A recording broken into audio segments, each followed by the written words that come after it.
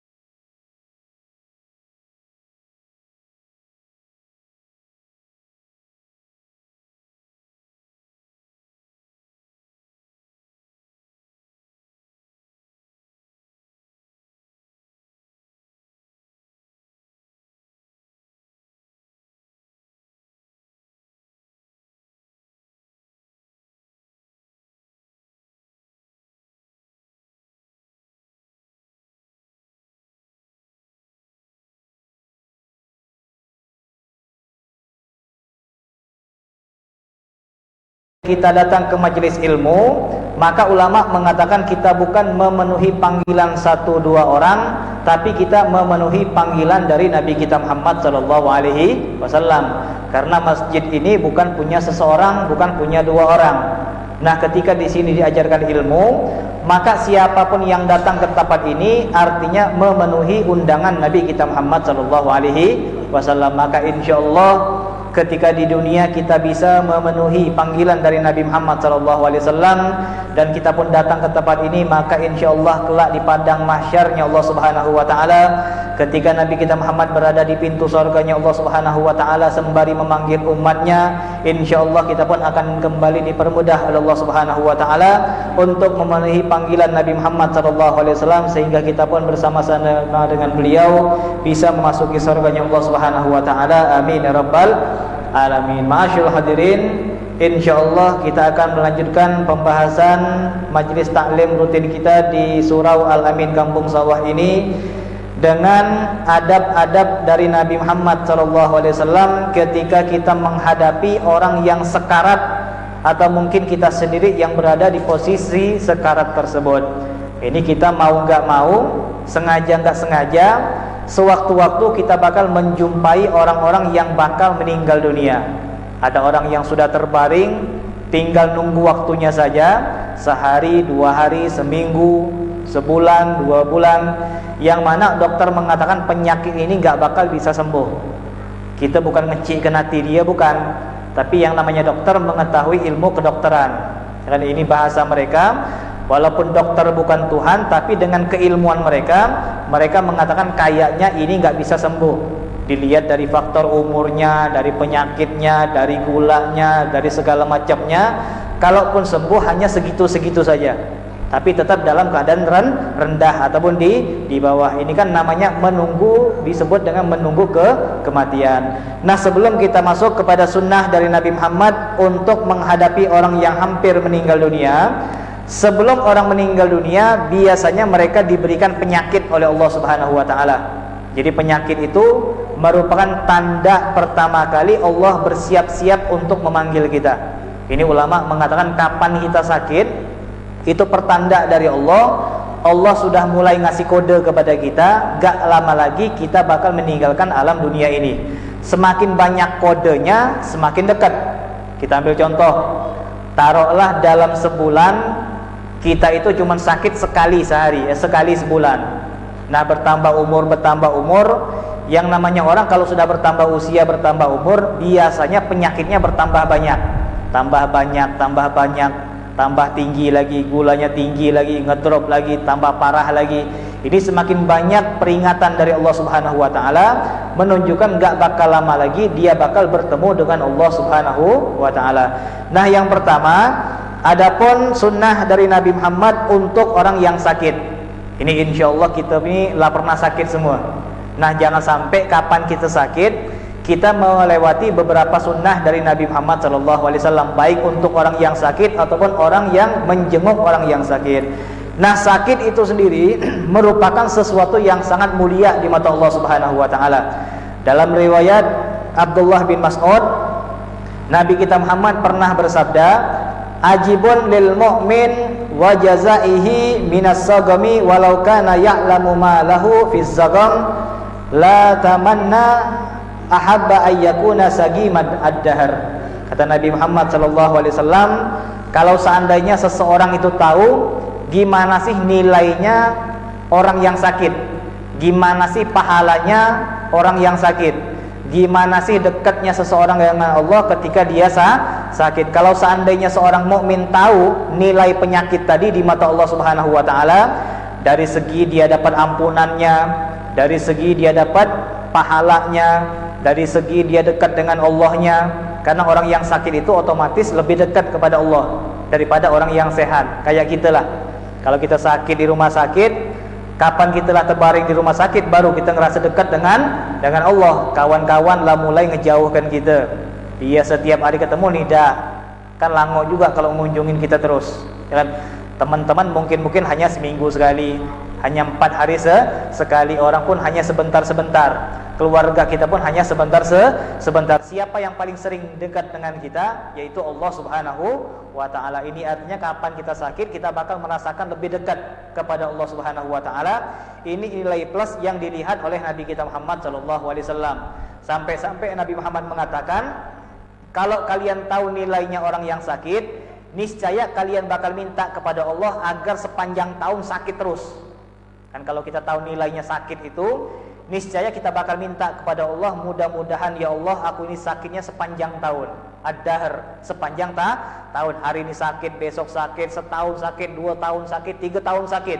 Kalau kita tahu nilai penyakit tadi dari Allah Subhanahu wa ta'ala.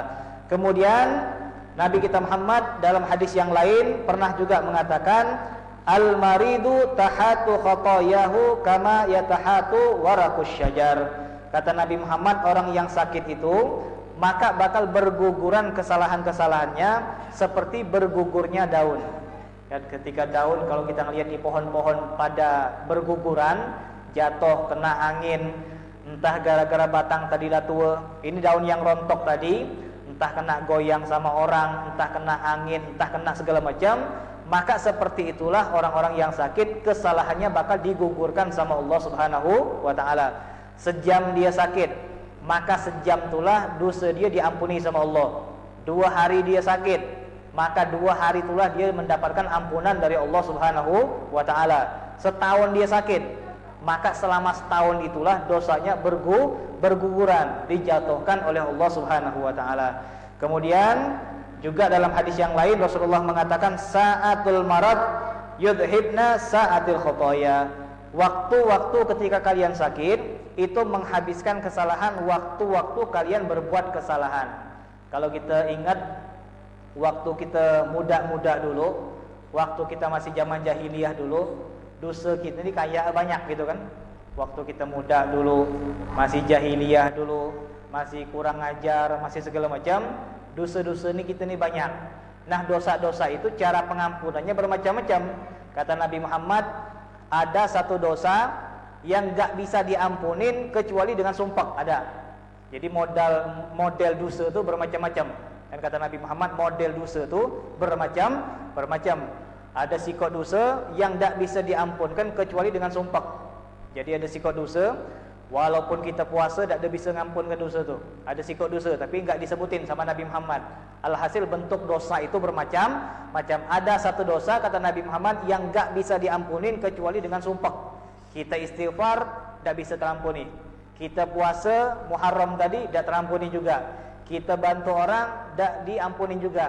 Tapi cuma cara ngampunkan dosa sikap itu dengan sumpah. Jadi kapan kita sumpah, apapun sebab, entah diganggu sama anak kita, entah diganggu sama kawan kita, entah diganggu sama hewan di jalanan, kita beli baju baru, tiba-tiba ayam berak di baju kita misal. Sebab apa je lah yang bikin kita sumpah. Nah, kalau kita sumpah, kita sabar, maka dengan sabar tadi, gara-gara sumpah tadi, bisa ngampunin dosa yang gak bisa diampunin dengan cara yang lain. Lain lagi dosa, kata Nabi Muhammad, ada satu dosa yang gak bisa diampunin kecuali dengan sakit. Ada sikap model dosa lagi yang gak bisa diampuni kecuali dengan sakit. Jadi walaupun dia istighfar sepanjang hari, sepanjang malam, walaupun dia puasa, walaupun dia ibadah, walaupun dia majlis, walaupun dia zikir, walaupun segala macam, dosa tersebut gak bakal diampuni kecuali dengan apa? Dengan sakit. Jadi dosa itu modelnya bermacam-macam dan cara ngampunnya juga bermacam-macam. Kayak penyakit lah. Dan kalau penyakit flu, obat flu. Kalau batuk, obat batuk. Kalau asma, obat asma. Jadi lain penyakit, lain obatnya. Sama dengan dosa. Ada dosa ini cara ngampuninya kayak gini.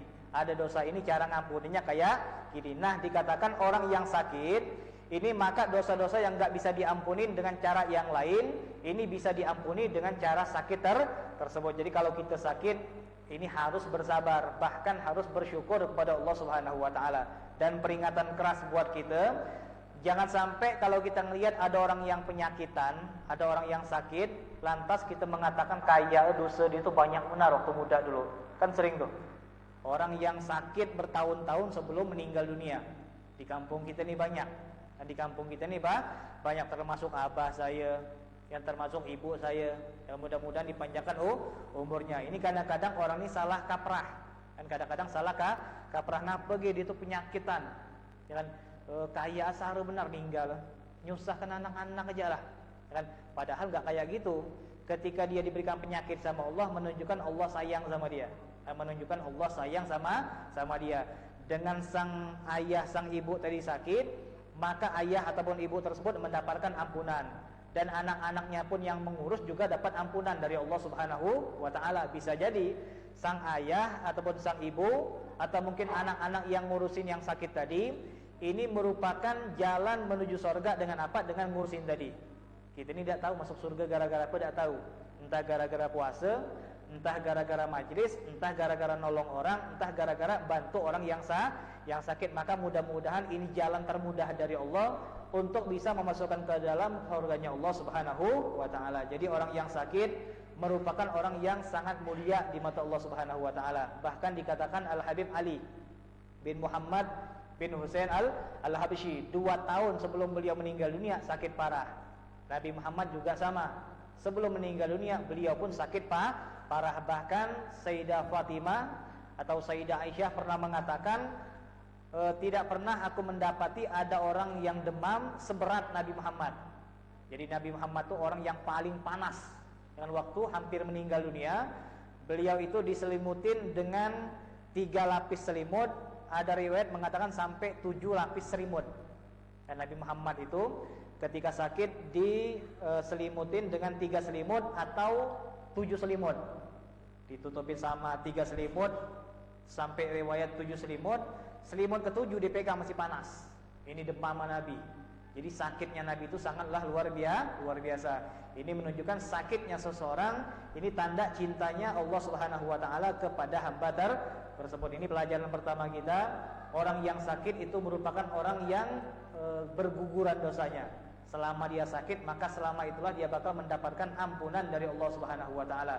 Bahkan salafun saleh dikatakan ketika mereka sudah melewati syahr, ketika mereka sudah melewati 1 bulan tanpa penyakit, mereka marah, mereka nangis.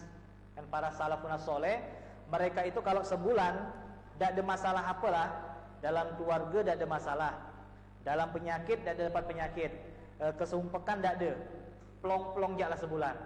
Ketika sebulan plong, jorang, tidak ada penyakit, tidak ada masalah, tidak ada musibah, jorang nangis, ya Allah, ngapa sebulan ini engkau tidak ada beri cobaan sama aku ya Allah? Apa engkau melupakan aku ya Allah? Karena aku tahu orang-orang yang cinta kepada engkau dan engkau balas cintanya adalah orang-orang yang mendapatkan musibah. Aku sudah sebulan gak dapat musibah. Ini banyak orang-orang soleh. Kalau kita macam mana? Dapat musibah ngerotoh berjam-jam, ngerotoh berhari-hari. Salah apalah? Kaya salah ku ni ngawinkan kau. Saya kaya salah ku ni punya ayah kayak kau ni. Ini. Dan kita ngerotoh berhari-hari. Tapi salafun saleh ini yang mengetahui hakikat tentang Allah Subhanahu wa taala, justru mereka minta sakit kepada Allah Subhanahu wa taala. Namun tetap kita meminta terus kesehatan kepada Allah Subhanahu wa taala. Kuncinya kalau dapat penyakit kita bersabar kepada Allah Subhanahu wa taala. Lalu sunnah yang kedua dari Nabi Muhammad sallallahu alaihi wasallam tentang orang yang menjenguk orang sakit. Kalau tadi nilai ataupun pahala orang yang sakit, sekarang pahala bagi orang-orang yang menjenguk orang yang sakit. An Abi Hurairah radhiyallahu annallaha azza wa jalla yaqulu yaumal qiyamah ya bani Adam maratu falam ta'udni faqala ya rabbi kaifa a'uduka wa anta rabbul alamin. Kata Nabi Muhammad, nanti di yaumil qiyamah Allah itu bilang ketika kita kumpul di padang mahsyar sebelum persidangan dimulai.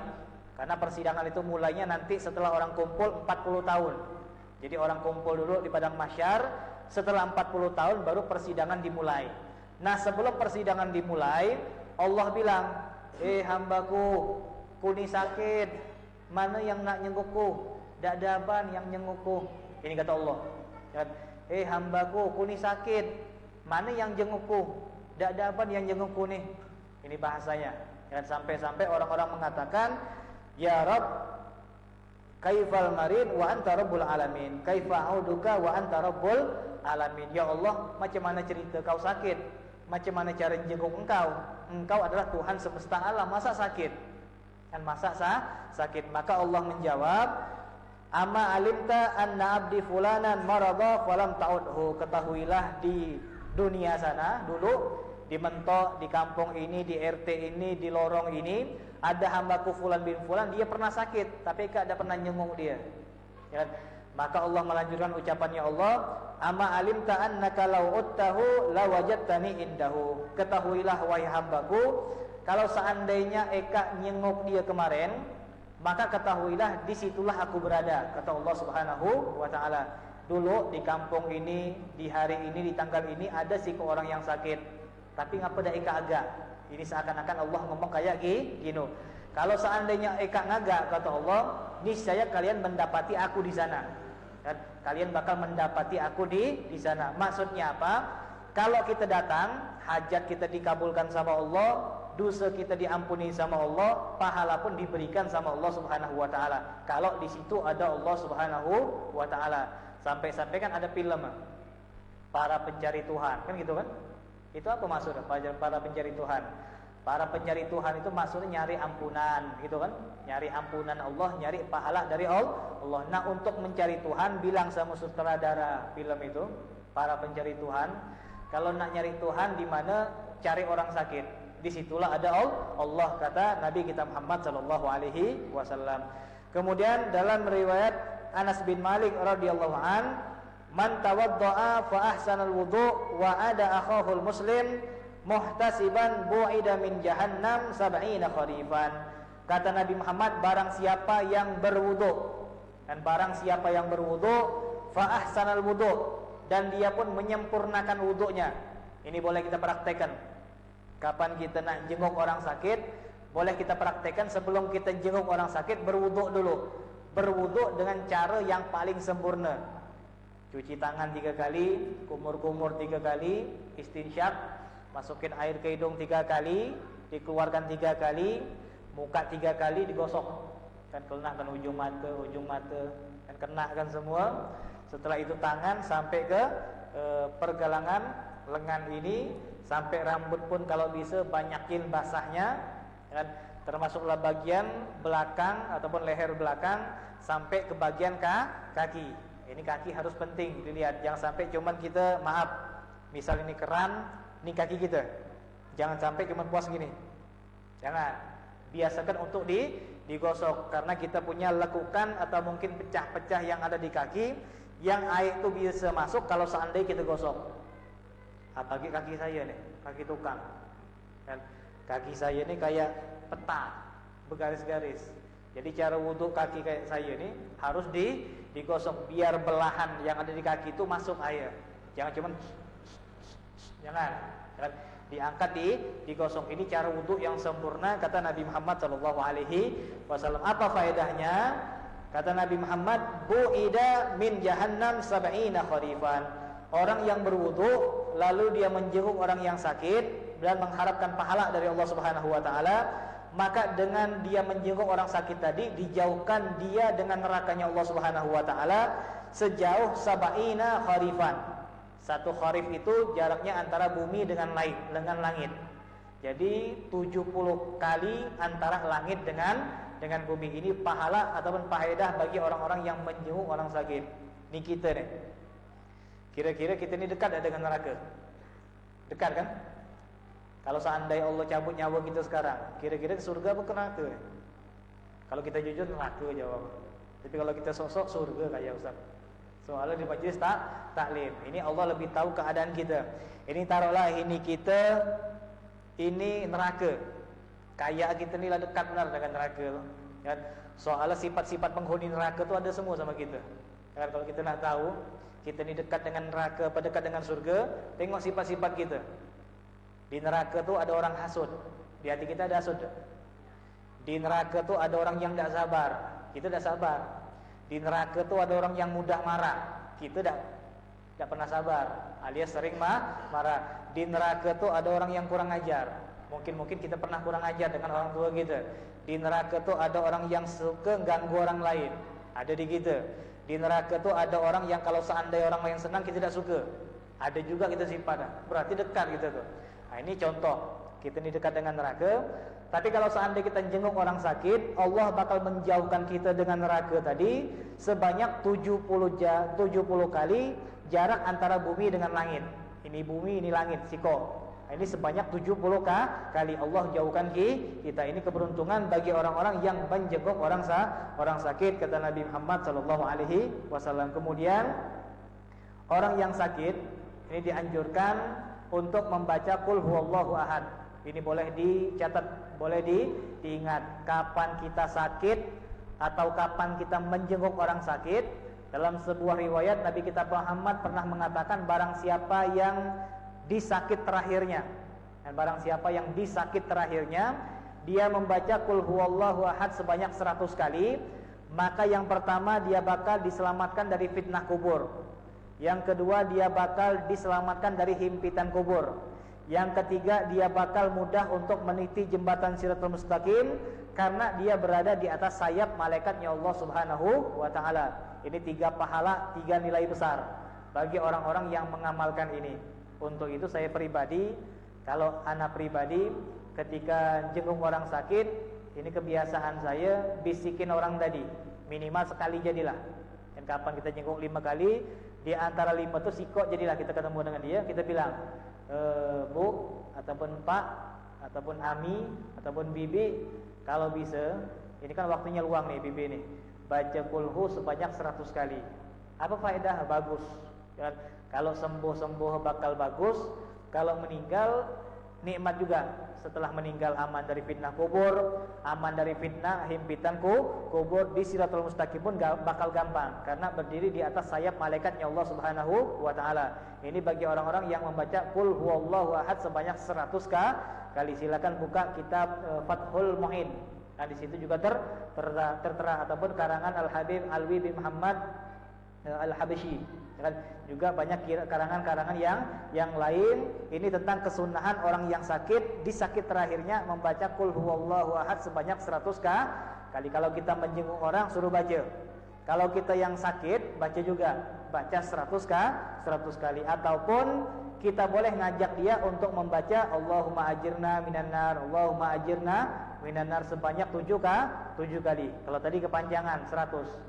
Kalau ini lebih pendek, Allahumma ajirna minan nar, kayak habis sembahyang. Ya kan, la ilaha illallah wahdahu la syarikalah 10 kali selesai. Ya kan, Allahumma ajirna minan nar, Allahumma ajirna minan nar 7 kali. Ini faedah luar biasa. Yang kita baca waktu maghrib tuh dengan waktu subuh tuh faedah besar. Kata Nabi Muhammad, Allah tidak bakal mengazab orang yang mati di waktu malam kalau maghribnya dia baca itu. Jadi kalau malam dia mati, sedangkan maghrib tadi dia baca Allahumma ajirna minan nar, tidak bakal diazab. Kalau seandainya kata Nabi Muhammad dia mati siang, Allah tidak bakal ngazab dia kalau subuh baca. Nah, jadi kita harus baca. Kalau kita lupa maghrib nih, nanti habis isya baca. Kalau habis maghrib lupa, habis isya lupa, mungkin ada acara, mungkin ada urusan sebelum kita tidur. Allahumma ajirna minan nar, Allahumma ajirna minan nar. Berapa kali? 7 kali. Kalau kita mati di malam tuh aman dari azabnya Allah Subhanahu wa taala. Ini kita boleh ngajarkan orang yang sakit tadi. Yuk Pak, Bu, Bi, paman ataupun segala macam baca Allahumma ajirna minan nar, Allahumma ajirna minan nar 7 kali. Jangan takut dibilang soalim, jangan. Nanti dibilang soalim lah, jangan, lah habis masa tuh. Takut dibilang soalim tuh habis masa, daripada dibilang sok kafir, itu kan? Alung soalim, sok kafir nih, sok munafik loh, sok alim, tidak dage masa tuh, ya kan? Ini kita harus ngasih tahu Allahumma ajirna minan nar. Nah di sini dikatakan kalau sudah sakit, kita tahu faedahnya, tahu pahala jenguk orang yang sakit tadi. Sekarang orang yang sudah bertambah penyakitnya yaitu al-muhtador. Kalau sakit tadi marad, tapi kalau al-muhtador adalah huwa man hadarahul maut wa lam yamut wa adabuhu al-awwal yudja'ul muhtador ala jambih.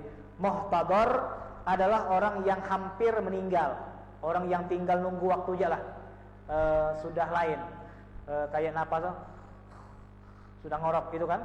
Insyaallah orang-orang yang gawe dengan rumah sakit ataupun orang-orang yang pernah ngadepin orang yang mati, insyaallah tahu tanda-tanda berbeda, napasnya sudah berbeda, pandangannya sudah berbeda.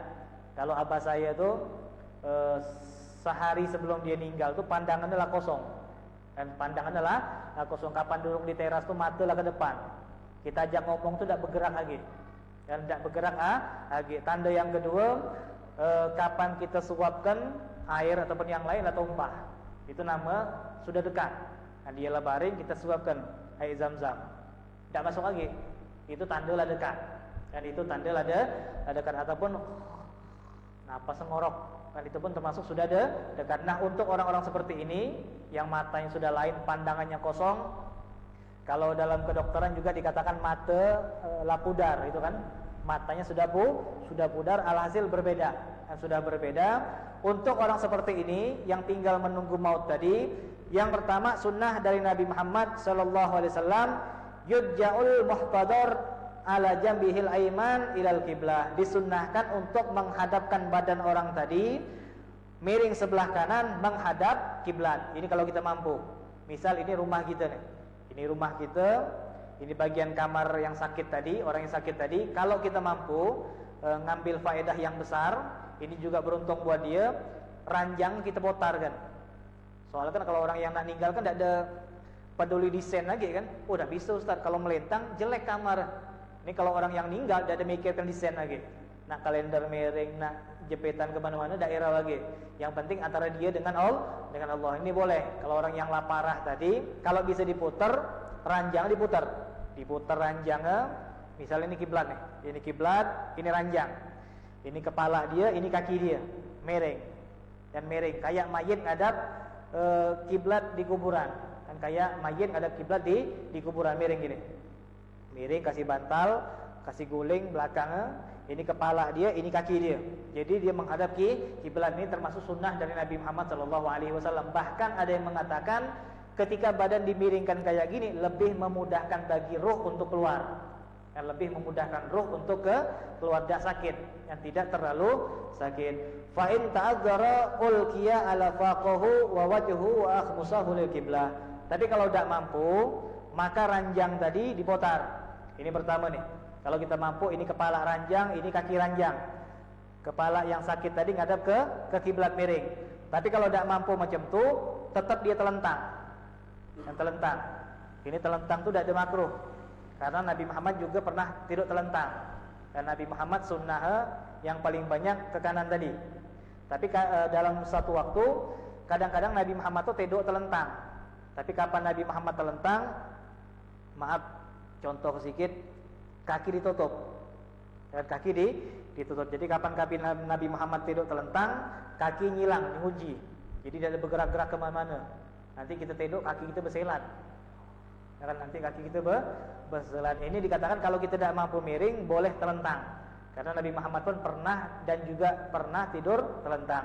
Nah, tidur telentang, tapi ranjang tadi kembali diputar. Bagian kaki di kiblat, bagian kepala di belakang kiblat. Nah, ini cara bantal ditinggikan sampailah sekira orang yang sakit itu kalau dia ngangkat kepala dia ngadap kiblat. Paham tak kira-kira? Misal saya sakit di situ kiblat. Di situ kiblat, di sini belakang kiblat. Ranjang lurus menghadap kiblat tadi, kaki saya ngadap ke kiblat, kepala saya itu ditinggikan dengan bantal. Jadi sekira muka saya itu menghadap ke arah kiblat. Ini sunnah nomor 2. Kalau kita tidak mampu miring dari Nabi Muhammad SAW. Yang kedua, ayyulaqqana syahadah birrifqin wala yulahu alaihi wala yugalu lahu qul wal afdal talqinu ghairil warith. Yang kedua, disunnahkan untuk orang-orang yang hampir meninggal dunia tadi untuk ditalkinkan syahadat, ditalkinkan la ilaha illallah. Di sini dikatakan wahya la ilaha illallah faqat, bukan la ilaha illallah Muhammadur Rasulullah, bukan. Tapi yang sunnah dari Nabi cukup la ilaha illallah, la ilaha illallah, la ilaha illallah. Bisikan, gentian boleh. Kita punya 3 anak. Anak pertama nunggu la ilaha illallah. Nanti emak tadi dengarlah. Walaupun emak ada ngomong, yang penting emak tu dengar, lah cukup. Karena asyahid di sini yang penting kata Nabi Muhammad, seseorang tuh ngomong la ilaha illallah tu dianti yang penting. Jadi walaupun dia diam, gimana Ustaz, emakku kemarin pakai apa namanya itu? Oksigen. Nak dibuka, dimarah dokter. Ataupun dia tu tidak ada ngomong lagi, tapi kira-kira sadar. Kalau kira-kira kita ngomong dia tuh ngerti, kata dokter tadi. Tapi tidak bisa ngomong, sudah. Yang penting hati dia ingat. La ilaha illallah, la ilaha illallah. Ini sunnah, bukan la ilaha illallah Muhammadar Rasulullah, kan bukan. Tapi yang penting la ilaha illallah. Kita mengatakan la ilaha illallah Muhammadar Rasulullah kalau seandainya orang kafir. Ini repot sikit dia direkam ya. Kan? Kalau seandainya kita dapat rezeki nomplok, apa tuh? Kapan kita ketemu orang yang hampir meninggal dunia, tapi dia tuh orang kafir. Misal di rumah sakit ada nenek, gitu nenek, aceh lah, kan aceh. Tidak ada orang, gimana nih? Keluarga tidak ada. Nah, ini rezeki kita nih. Ini rezeki kita agak dia nenek tadi, kita agak aceh tadi, kita bilang, kan? Kalau kamu masuk Islam bakal sedap, panjang lebar lah, kan? Di kamu mas tadi, talqin la ilaha illallah Muhammad Rasulullah, la ilaha illallah Muhammad Rasulullah. Baca tak ada bakal sakit lagi. Bakal percaya dia. Ni sakit kan sakit. Baca tak sakit lagi. La ilaha illallah Muhammad Rasulullah. Kalau dia baca sampai dia mati, berarti kita ngislamkan si ke orang. Kan kita ngislamkan si ke orang. Mumpung keluarga tak ada. Kan mumpung keluarga tak ada, kalaupun ada kunci. Nah, aku nak tengok IQ ku. Silakan. Aku nak tengok ini ku, nanti kunci hilang, silakan. Talkinkan dulu dia masih Islam lalu dan sudah mati. Ini namanya rezeki nomplok. Dan ini namanya rezeki nomplok. Kita tidak tahu apa di jalan gitu kan, ada aku tabrak misalkan, kok la ilaha illallah Muhammad Rasulullah, iseng-iseng kan, untung berhadiah. Dan kita sejak kecil-kecil beli lotre itu kan, ini lotre super lotre nama, baca kok la ilaha illallah Muhammad Rasulullah, dia bacalah, mati masuk Islam, dapat pahala, Islamkan si ke orang. Nah, ini dikatakan termasuk sunnah membaca la ilaha illallah Muhammad Rasulullah kalau untuk orang kafir. Tapi untuk orang Islam cukup la ilaha illallah. Wala yulahu alaihi, tapi tidak boleh keras-keras. La ilaha illallah. Tak bilanglah dia. La ilaha illallah. Woi mak, la ilaha illallah. Alangkah besar dosa mak ni. Sebut mak, neraka lah nunggu. La ilaha illallah, guncang-guncang. Berkat guncangan kita mati dia. Kan? La ilaha illallah, ataupun pakai speaker. Oh, mungkin tak dengar ustaz. Kuping dia agak lain sikit bawa speaker. La ilaha illallah, mati dia. Kan? Ini sunnah la ilaha illallah, perlahan la ilaha illallah, la ilaha illallah. Karena orang yang sakit itu ulama mengatakan ngapa disunnahkan nyebut la ilaha illallah? Karena ketika orang enggak punya tenaga orang tu tak ada bisa ngapa-ngapa. Orang tu tak ada bisa ngomong apalah kecuali la ilaha illallah. Kan la ilaha illallah. Kalau la ilaha illallah tu lidah gampang, dengan gerakan yang sikit je lah bisa. La ilaha illallah. Kan lebih tapi kalau Muhammad Rasulullah kan repot. Kan asyhadu an la ilaha illallah kan repot. Tapi kalau la ilaha illallah siapa je bisa. Orang yang tak punya tenaga tinggal nunggu, kan tak bisa bergerak, tak bisa ngomong, cuma bisa ngangguk je, atau mungkin tak bisa ngangguk lagi. Tenaga terakhir ulama mengatakan kalimat yang mampu dikatakan sama seseorang hanyalah tinggal la ilaha illallah. Mudah-mudahan kita semuanya bisa diwafatkan dengan kalimat la ilaha illallah. Kemudian kata Nabi Muhammad, man kana akhiru kalamihi la ilaha illallah dakhalal jannah. Barang siapa yang di akhir ucapannya la ilaha illallah dakhalal jannah. Ini kapan kita ngadap orang yang hampir meninggal dunia, kita bilang la ilaha illallah, dia ngikut la ilaha illallah. Kira-kira dia kuat, sambung Muhammadur Rasulullah. Kalau dia kuat Muhammadur Rasulullah, alhamdulillah, berpegang mak ku agak bisa. Kan? Kapan kita lanalkin, kita ngomong, mak, batang jeruk di belakang tu ni siapa gitu? Tu punya Yanto tu. Kan? Itu punya ini tu. Oh, ini tu. Mati dia. Gagal kita. Kan? Ini seharusnya kalimat terakhir dia la ilaha illallah jadi batang jeruk, jadi batang kelincut mungkin. Ya kan? Nah, ini kapan kita ngomong lagi ataupun dia ngajak ngomong, tutup lagi, bilas lagi dengan la ilaha illallah. Dia nanya lagi, nak nanti motor yang situ untuk si fulan, rumah itu untuk si fulan. Kapan dia ngomong lagi, bilas lagi la ilaha illallah, sampailah ucapan terakhir dia adalah kalimat la ilaha illallah. Yang ketiga, ayyagra'a indahu suratai Yasin war Ra'd. Disunnahkan bagi orang-orang yang hampir meninggal dunia, yang sikok nalkinkan tapi yang lain baca Yasin. Ini sunnah. Misal yang sikok tu lah ngos-ngos, ada yang wakilkan la ilaha illallah, ini tambahan. Yang nalkin tu sikok je lah. Kalau yang nalkin kan 50 orang bingung dia. Ngomong apa orang ramai-ramai. Yang nalkin cuma siko. Yang nalkin siko, yang lain baca Yasin. Yang lain baca Yasin. Walaupun tidak ada hadis resmi dari Nabi Muhammad SAW, pernah diceritakan waktu itu setelah Nabi Muhammad wafat, ada siko sahabat hampir meninggal dunia. Ada siko sahabat hampir meninggal dunia. Begitu dia hampir meninggal dunia, dia bilang sama tabi'in, wahai tabi'in, tolong bacakan ku Yasin. Tolong bacakan ku Yasin. Ketika tabi'in tadi baca Yasin, baru 40 ayat langsung meninggal. Ini faedah Yasin tadi sangat banyak. Jadi jamaah dianjurkan untuk baca Yasin, jangan ngobrol. Ngomongin TI, ngomongin masker, ngomongin corona nantilah.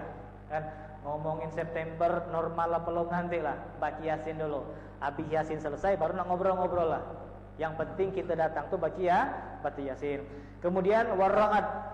Yang kedua, disunnahkan untuk orang-orang yang susah untuk meninggal dibacakan surat Ar-Ra'd. Ini perlu dicatat bagi orang-orang yang sare ninggal. Nanti nelpon kita, Ustaz, gimana nih? Si fulan ini dari jam 2 ngos-ngos sampai jam 4 lo meninggal-ninggal lah. Baca apa kira-kira? Ini jangan kita bingung, baca surat Ar-Ra'd. Surat Ar-Ra'd ini juz 13, surat ke-13, gampang. 13. Juz 13, surat ke-13. Ini kalau kita baca, kebanyakan orang yang dibacakan surat ini langsung meninggal ya. Yang langsung meninggal. Ini bagi orang-orang yang sudah ngos-ngosan. Tapi kalau kita jenguk orang yang sakit biasa, jangan baca Ar-Ra'd. Kayak antum misalkan, saya kemarin sakit asam lambung. Bismillahirrahmanirrahim. Alif lam mim ra. Ini agak sehat badan kita. Cuma lambung kita.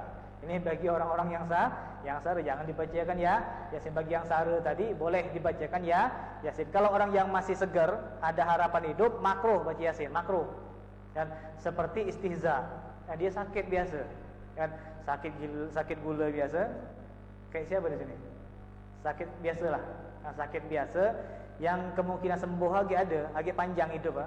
Ini kalau kita baca Yasin, baca Ar-Ra'd, hukumnya makruh. Apalagi sambil nyanyi bila Israil, ya kan? Hukumnya makruh dari Nabi Muhammad SAW. Yang terakhir, ayyuhassana dhannuhu billah wa yuraghaba fit taubah wa kitabatil alwasiyah. Yang terakhir, sebelum orang meninggal dunia, disunnahkan bagi kita untuk ngomong sama dia tadi agar berbaik sangka kepada Allah. Ya kan? Nanti kapan-kapan orang yang meninggal kan bingung, sakit, takut kan? Gimana nih nanti kalau meninggal? Kayak abah saya lah. Abah saya itu di malam Jumat, kan? Malam Jumat itu ngomong sama saya, bagaimana abah nih dosa macam ni, kesalahan macam ni, ayah abah punya kesalahan dengan tetangga. Oh jangan khawatir, tetangga lah maafkan semua. Dosa-dosa abah lagi ampunkan dengan sakit nih. Nanti utang-utang abah macam mana? Gampang. Kan? Nanti ini abah macam mana? Gampang. Allah tuh baik, bah. Nah, ini sunnah hukumnya. Kan kita nyebutkan kebaikan-kebaikan ataupun ngajar dia berbaik sangka kepada Allah, jangan takut sama Allah. Oh nanti kalau aku ketemu Allah macam mana nih, dosaku banyak, aku pernah macam ni, aku pernah macam ni, takut dia. Kapan dia takut? Jangan kita takutkan. Nah, habis kau sebentar lagi. Tunggulah kau, tulah kau. Ke majlis tidak pernah, nolong orang tidak pernah, nganggur orang tulah, ban orang dikempes, jeruk orang habis, pelam orang rembas. Ntar lagi kau tengok lah. Jangan. Hukumnya makruh. Untuk orang seperti ini disunnahkan untuk berbaik sangka dia kepada Allah. Allah tu baik, Allah tu pengampun. Siapa je diampunkan, apa gitu kau? Kan? Apalagi engkau ini misalkan orang yang hobi di majlis taklim ataupun engkau ini adalah keturunan Nabi Muhammad SAW, mustahil Allah bakal jahat sama engkau. Untuk orang yang lain saja Allah baik, apalagi sama engkau berbaik sangka. Kan walaupun intinya nanti kapan dia masuk ke alam kubur disiksa juga, dia tu nipu. Kan Ustaz Muhammad tu nipu. Tadi kupas nazar dia bilang Allah tu baik. Apa dia digebuk? Kan kita ujung tak tahu. Kan kita hanya mengerjakan sunnah Nabi. Dan kita hanya mengerjakan sunnah Nabi Muhammad SAW. Kemudian wa yuraghabu bitaubah, taubatlah. Dan taubatlah sebelum nyawa kau lepas, taubatlah. Kau taubat, kau niatkan. Kalau seandainya Allah sembuhkan kau bakal berubah. Kalau ada bakal macam tu lagi, Allah aku taubat. Ini kapan dia berbaik sangka, kapan dia taubat, ditutup dengan nulis wasiat. Ini penting, nanya wasiat. Ya kan, kira-kira ada wasiat tak? Utang-utang kau, kesalahan kau, ataupun warisan kau, ataupun macam-macamnya. Nah, ini harus ada wasiat. Jangan sampai kapan ini yang meninggal sudah masuk kubur, keluarga berkelahi. Dah, ayahku pernah bilang mobil ni buatku. Dah, buatku. Nama je namaku mobil tu. Nama kau. Tapi di situ namaku. Nah, ini kelahi. Kapan ada ahli waris berkelahi, nanti yang dikubur tu tetap dapat siksaan. Ini banyak orang yang kelahi gara-gara warisan. Bahkan banyak orang yang jenazah belum keluar rumah lah berkelahi orang. Nanti ingat loh, kapan ayah lah dikubur, rumah tu buatku. Dah, buatku.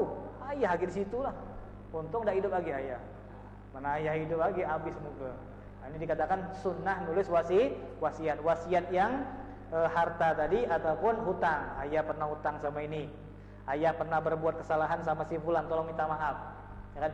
Ini kita masih ada kesempatan, dan kita pun boleh juga kapan kita hampir meninggal dunia ada perasaan ataupun sudah lain, kita paham, karena orang yang meninggal itu pasti punya tanda-tanda, pasti ada tanda-tanda, tapi kadang-kadang kita ni yang kurang bisa merasakan tanda-tanda dari Allah Subhanahu wa taala. Bahkan dikatakan sama ulama 40 hari sebelum meninggal orang-orang itu punya pertanda dari Allah.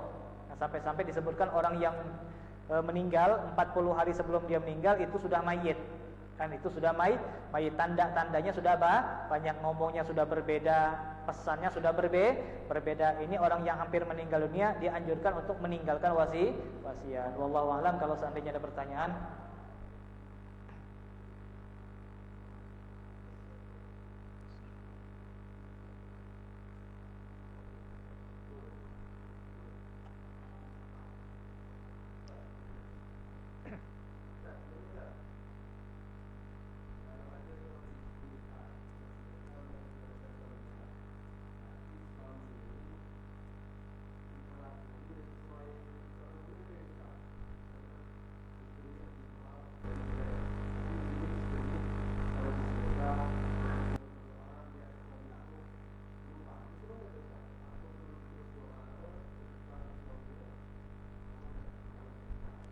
Jadi cerita istri tadi bersedekah ataupun berdoa ketika suaminya nakal tadi. Ya, ketika nakal. Nah, ini dikatakan untuk istri seperti ini dianjurkan untuk berniat mudah-mudahan dengan sedekah ataupun doa tadi suaminya bakal dirubah sama Allah Subhanahu wa taala, karena tidak ada yang mustahil bagi Allah Subhanahu wa taala. Ini kapan kita berbuat baik, kapan seorang istri bersedekah ataupun berdoa yang lain-lain, ini insyaallah sewaktu-waktu doanya bakal diijabah sama Allah Subhanahu wa taala. Kalau sang istri sabar, kalau sang istri terus-menerus istiqomah, pasti berubah. Belum ada cerita seorang istri berdoa seperti ini tidak ada mustajab, tidak pernah. Ini selama ini kapan kita dengar, kapan seorang istri ataupun suami minta kepada Allah terus-menerus, ujung-ujungnya pasti bakal berubah. Kan pasti bakal berubah. Ini setiap yang dia pinta, zikir ataupun doa ataupun sedekah tadi, ini ujung-ujungnya bakal dikabulkan oleh Allah Subhanahu wa taala. Asal dia bersabar. Jangan sampai baru seminggu, ya Allah, lah seminggu pun ibu sedekah, lah habis duit ya Allah. Lah seminggu pun tak tidur malam ya Allah, ngapa tak berubah juga? Sabar. 2 tahun, 5 tahun, 10 tahun, 20 tahun. Itu nama sabar. Kalau sebulan bukan sabar, nyuba nama. Kalau sabar tuh 10 tahun, 20 tahun apa?